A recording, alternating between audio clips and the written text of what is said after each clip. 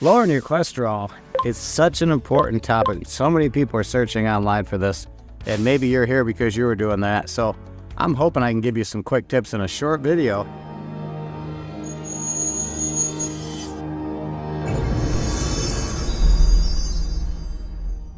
It's all backed up by blogs that are on my website, RxHealthyHabits.com. A lot of information there. So if I go a little bit superficial, it's all in my blog. So here's why I think I have some credibility on this topic. I just got off my bike, so now it's time to put on my Rx Healthy Habits hat. There we go.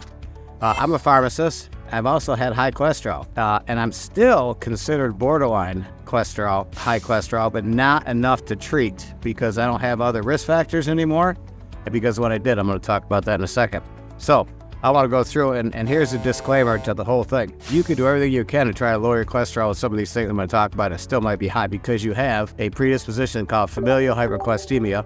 It's a genetic thing that your body's going to produce more cholesterol than normal than maybe somebody else would, or most patients who don't have this genetic predisposition. So don't sweat it, but even if you do have that and you go on drug therapy, it's still important that you try to maintain some of these health things that I'm going to talk about, these steps to lower your cholesterol. So number one, healthier diet. Probably the mainstay of any talk you're going to have on lowering cholesterol is what you're eating.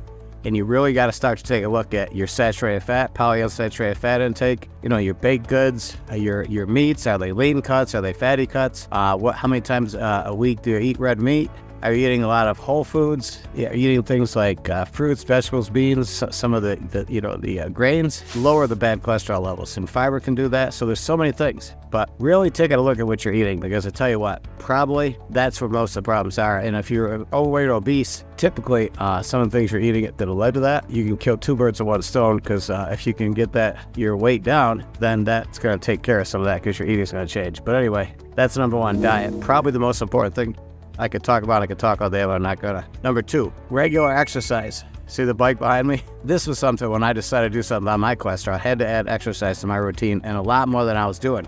They're talking about, 30 minutes of moderate intensity exercise per week. 30 minutes of moderate exercise, moderate intensity, at least 3 or 4 times, sometimes 5 times a week, 150 minutes is a starting point.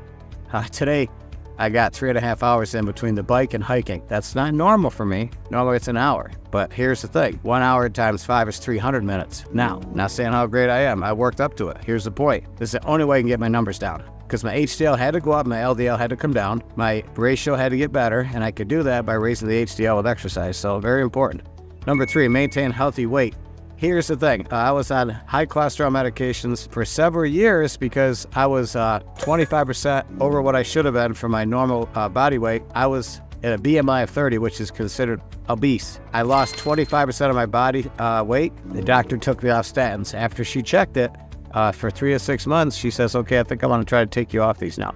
Took me off blood pressure, took me off heartburn medication. But again, with the doctor's guidance, and it took some time for her to do that, and then she said, I want to see you every 6 months to check this.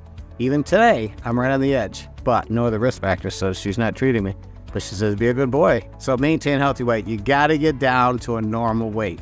Check your BMI.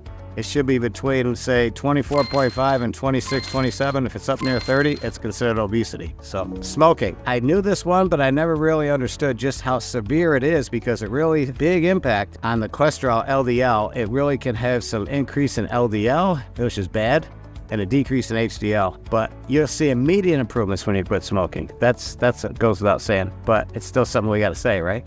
Managing stress. The more and more we're finding out about stress and what it does to the body, the more I'm amazed as a pharmacist, because we didn't hear a lot about this in pharmacy school, but oh my gosh, for so many disease states.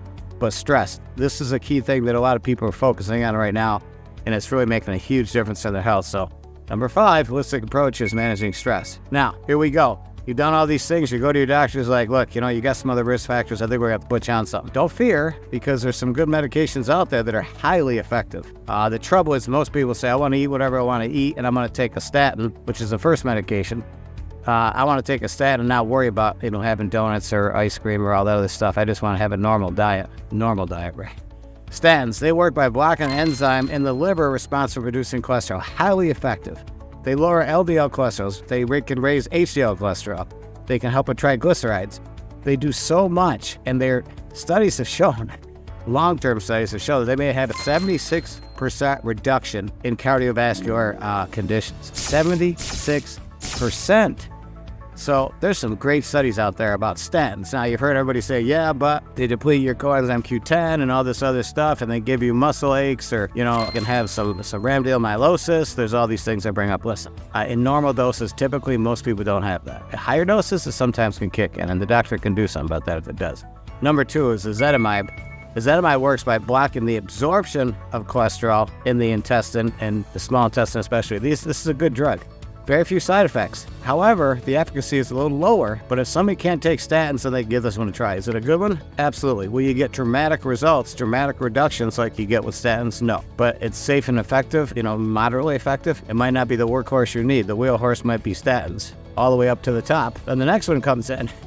This is the PCSK9 inhibitors. They work. It's a newer class of drugs. They're injectables. They work by increasing the liver's ability to remove LDL from the circulation. So that's huge. This is usually used third line in addition to statins, where somebody's still up there and they shouldn't be. They have a lot of risk factors. They really want to drive the cholesterol way down, way below 100.